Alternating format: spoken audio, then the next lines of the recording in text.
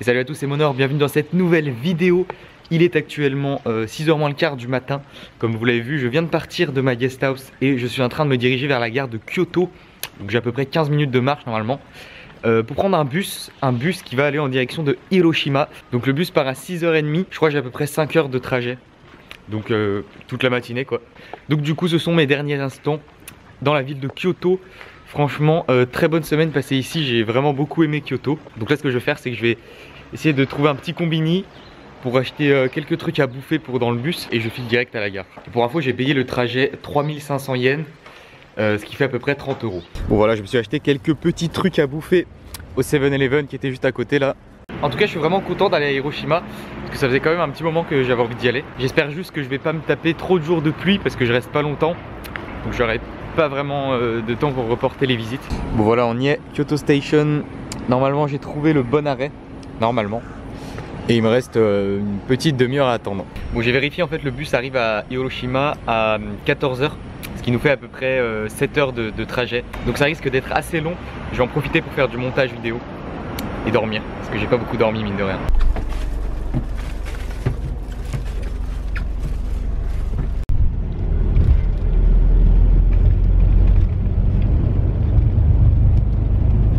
Bon je m'étais dit ça va être la galère, va falloir trouver un 7-Eleven pour prendre la wifi pour mettre l'itinéraire de la guest house. Et au final le bus vient de nous poser juste à côté du 7-Eleven, donc c'est parfait. Bienvenue à Hiroshima les amis. Bon du coup voilà, après 7 heures de bus, je viens d'arriver à l'instant. Ça va, le voyage est passé quand même assez crème. J'ai réussi à pas mal dormir, bon c'était un peu long sur la fin quand même, mais on a fait 3 pauses, du coup c'était assez rapide. Enfin bref, du coup là il est 14 h, je suis en train de marcher vers l'auberge de jeunesse que j'ai réservée, qui est à 25 minutes à pied normalement. Bon voilà à quoi ça ressemble pour l'instant. Là on est juste à côté de la gare qui est juste là-bas là. Bon, je pense que vous n'êtes pas sans savoir que cette ville a un lourd passé, mais on en parlera plus tard, pas aujourd'hui je pense, dans le prochain vlog je pense. Et pour ceux qui se poseraient la question, parce que je sais qu'il y en a beaucoup qui sont pas au courant, il n'y a plus de radiation à Hiroshima, hein, genre il n'y a plus de problème depuis déjà un petit moment je crois. Ça fait quand même bizarre de se dire que je suis à Hiroshima, enfin dans cette ville tristement célèbre finalement, qui s'est pris la bombe nucléaire quoi. Ça fait bizarre. Bon en tout cas il pleut pas, ça c'est pas mal, par contre il fait très chaud.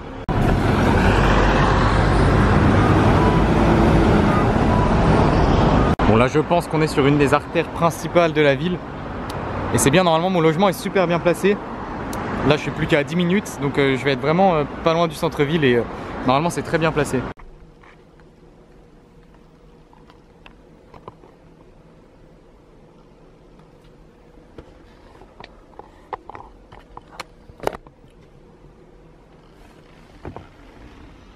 Bon là je suis ressorti de l'auberge, donc vous avez vu à quoi ça ressemble. Petit dortoir tout simple, hein, très basique. Je vous avais dit que je restais 2 nuits, en fait c'est 3, je me suis trompé. Du coup là je suis en direction du... putain j'ai oublié le nom. Du coup là je suis en direction du Shukai-en, qui est un jardin japonais. Je vais là-bas parce qu'en fait, donc comme je vous l'ai dit, aujourd'hui on va pas vraiment aborder l'aspect historique de la ville, le bombardement, tout ça. Je réserve ça pour peut-être demain, mais je compte faire en fait une journée complète pour aller voir tout ce qui est en rapport avec ça en fait. Donc on n'en parlera pas en détail dans cette vidéo quoi. Du coup ça veut dire qu'il faut que je révise l'histoire de la ville pour la vidéo de demain, pour essayer de quand même vous apprendre un minimum de choses dessus. Regardez la belle enseigne avec le crabe. Et dans une petite rue il y a pas mal de restos et tout apparemment. Ça fait un peu penser au Shinsekai à Osaka avec les enseignes comme ça. Voilà, c'est ici le cœur de la ville je pense. Non je pense que c'est la rue principale ça. Nagarekawa là, un truc comme ça, je sais plus, bah c'est écrit en haut là. J'avais vu sur internet. Voilà c'est ça, Nagarekawa. C'est un petit quartier qui apparemment, enfin un petit quartier, c'est le quartier principal je pense de la ville, le plus animé, qui est surtout animé le soir je pense, donc j'irai peut-être faire un tour ce soir. Bon voilà, je viens d'entrer à l'intérieur du jardin. Donc l'entrée était à 260 yens, ce qui fait un peu moins de 2 €. Et c'est très vert. Il n'y a pas beaucoup de monde, ça c'est cool.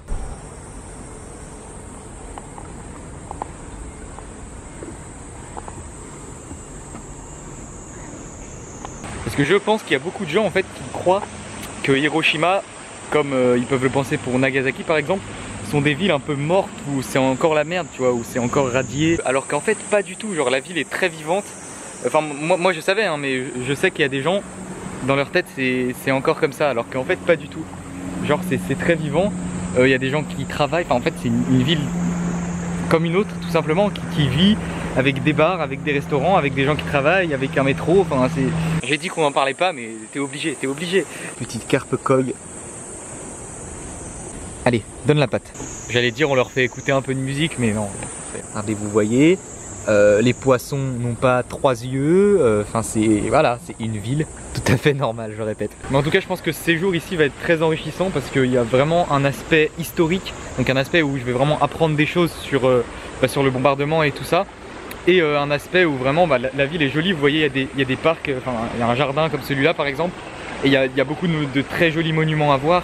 Du coup il y a vraiment deux aspects différents à découvrir et je pense que ça va être très intéressant. Genre moi en fait les parcs comme ça, c'est comme ce que je vous expliquais pour les temples dans une précédente vidéo. En fait je m'en lasse jamais parce qu'ils sont tous vraiment très différents. Genre celui-là il est vraiment très vert, je pense que c'est un des plus verts que j'ai vu. Et aucun se ressemble en fait. Et du coup tu te lasses pas d'en voir plusieurs. C'est ça qui est vraiment génial au Japon en fait. Putain, il y a même une tortue. Ah mais ouais, il y en a plusieurs. Putain, il y a trop de tortues en fait. Regardez là, je sais pas si vous voyez bien. Le lieu est très calme. Il n'y a pas beaucoup de monde.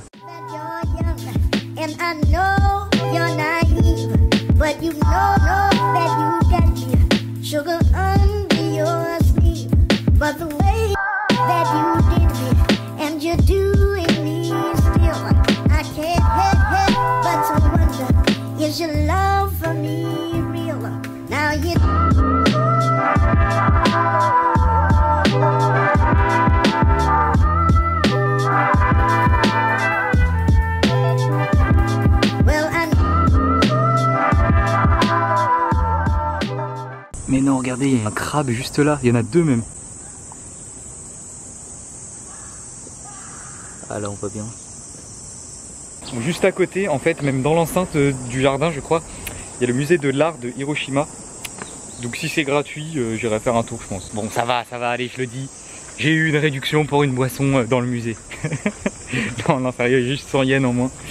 Mais j'y vais pas pour ça. Enfin, c'est ce que je dis. Ici on a un autre petit pont qui passe en plein milieu du point d'eau. Regardez, il y a énormément de carpes là près de celui-là.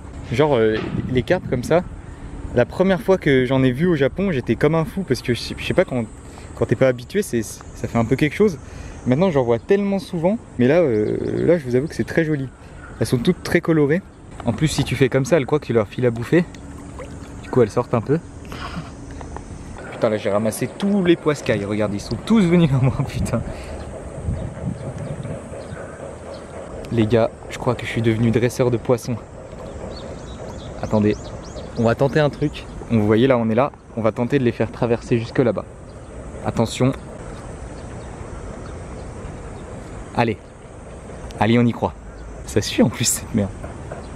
Là, je dois vraiment passer pour un putain de con au milieu du parc avec ma caméra en train de parler. Et en même temps, j'ai la main penchée vers les poissons et je leur fais faire des traversées.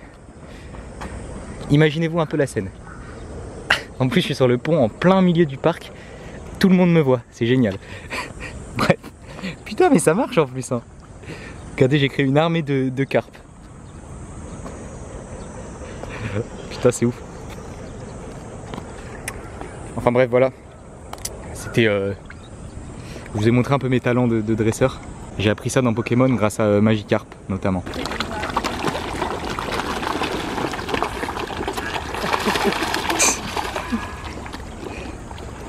Et regardez comme c'est vert, c'est très beau. Regardez ça. Juste là c'est un crabe qui traverse. Ouais, il y en a encore un là. Putain mais il y en a plein là en fait, j'avais pas vu. Ah ouais, il y en a partout. Je sais pas si vous les voyez. Il y en a un là. Il y en a un là à gauche.